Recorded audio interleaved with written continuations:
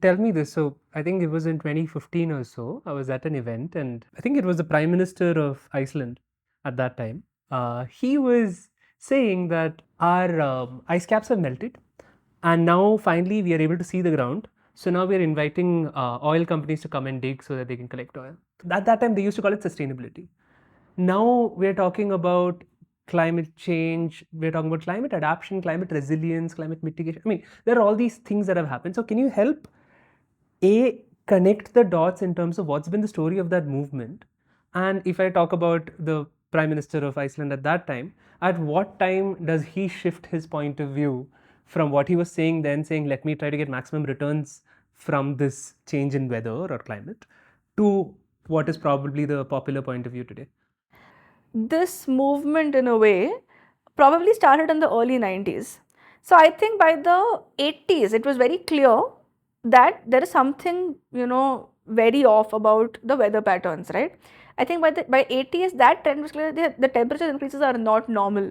We are seeing an upward trend, right? So basically, instead of just seeing an up and down in the same range, we were seeing an up and down, but it was clearly trending up. I think that is very clear to the scientific community. The scientific community has been calling it out, by the way, from the 60s and 70s, but no one was listening to them. By the 80s, the voice started getting larger and the temperature started just showing, right? It was the evidence started becoming clearer. So in 1992, you had something called the Earth Summit in Rio. That's the first time, I think all the countries in the world who are a part of the United Nations came together and, kind of acknowledged that this is a problem, this is a global problem, and this is a challenge at a global level that needs all of us to come together, right? The Earth Summit is what led to the creation of the UNFCCC. The UNFCCC is a United Nations Framework Convention on Climate Change, and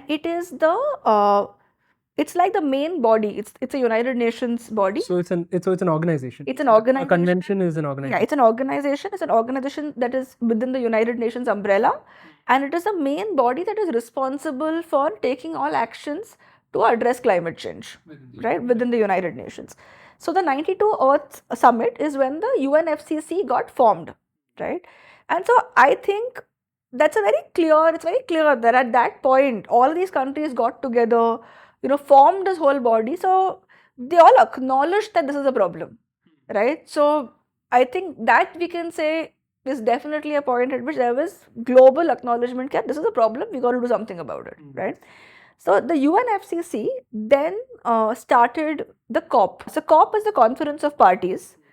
It's just a term, but it's like the biggest meeting on climate change. Under UNFCCC. Under UNFCCC, the UNFCCC organizes the COP. They are the organizing body.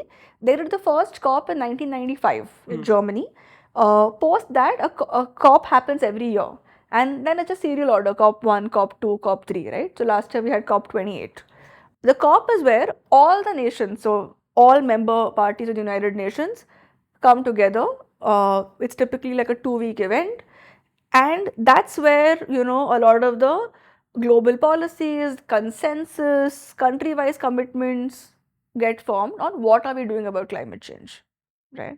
One of the most, you can say, important or, seminal COPs has been COP 21 that took place in Paris. Paris Accord. Which led to the Paris Agreement.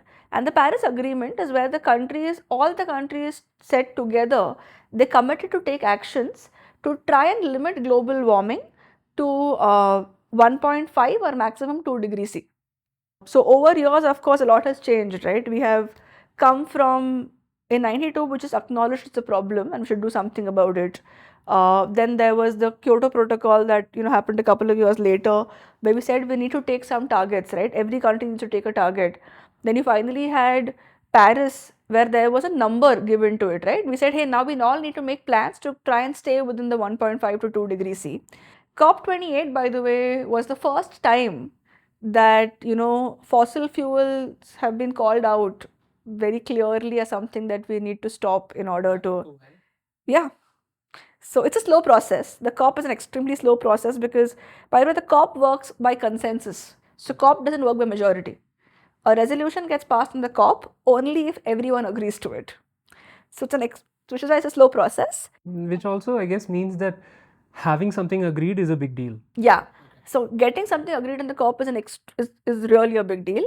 But I think the philosophy of the COP has been that it's very important that everybody really buys in. Okay, and therefore we don't want resolutions that get passed where people are not agreed, because then they will anyway not go back and do it. And so we would rather agree on something maybe that's not as ambitious but have everybody do it.